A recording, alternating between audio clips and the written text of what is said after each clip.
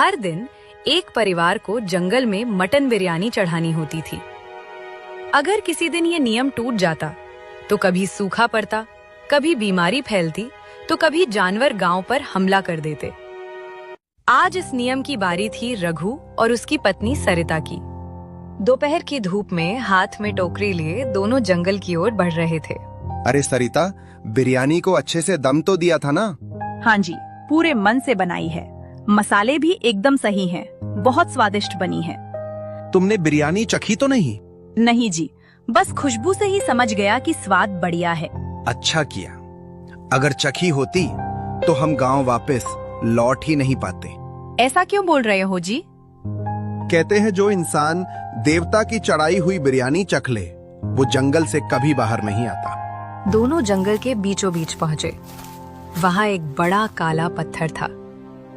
रघु ने कांपते हाथों से बिरयानी रखी। हे जंगल के देवता, आपके लिए गर्मा गर्म मटन बिरयानी लाए हैं। इसका स्वाद स्वीकार करें और हमारे गांव को माफ करना। हवा अचानक तेज चलने लगी। पत्तों की सरसराहट किसी फुसफुसाहट जैसी लगी। रघु जी, चलो जल्दी यहाँ से। बिना पीछे देखे दोनों तेज कदमों से गांव की ओर लौट चले। उसी सोनापुर गांव में दो नौजवान रहते थे, रोहित और गोपाल। दोनों बचपन के दोस्त थे। हर शाम बस्ती के कोने में लगे कमलू की भेलपुरी के ठेले पर बैठकर गपशप करते थे।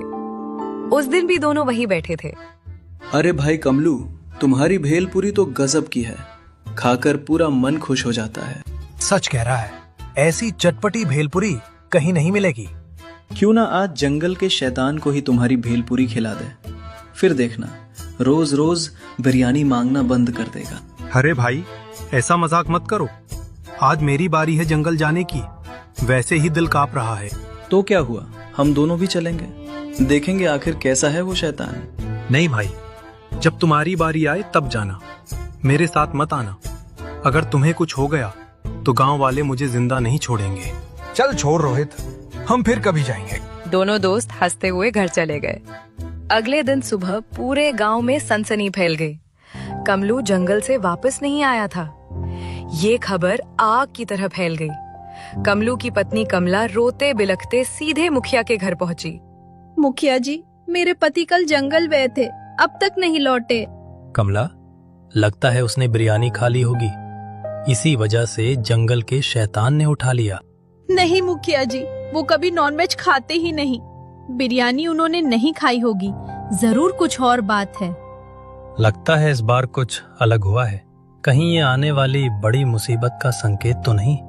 अफवाह मत फैलाओ। आज ही 4 आदमी जंगल में भेजते हैं, देखते हैं क्या पता चलता है। 4 गांव के लोग जंगल में गए। शाम तक खोज करते रहे, लेकिन ना कमलू मिला, ना कोई निशान। थके हारे वे लौट आए। धीरे धीरे गांव ने इस बात को सच मान लिया, लेकिन सच्चाई कुछ और ही थी। कमला अपने घर में चुपचाप बैठी थी, आंखों में आंसू और मन में तूफान। कमलू जी, आप कहाँ हो? तभी उसके मन में एक खतरनाक विचार आया। अगर आज मैं खुद जंगल जाऊं और जब वो शैतान बिरयानी लेने आए तो उसका पीछा करूं, शायद वही मुझे कमलू जी तक पहुंचा दे। कमला ने उसी पल फैसला कर लिया। वो उठी और गांव के एक आदमी के पास जाकर बोली, भैया, आज जंगल में बिरयानी लेकर कौन जाने वाला है? आज तो जंगल जाने की बारी गोपाल की है। ठीक है भैया, अब मैं चलती हूँ। वो तुरंत गोपाल को ढूंढने निकल पड़ी। रास्ते में उसने देखा गोपाल सिर पर टोकरी रखे जंगल की ओर जा रहा था।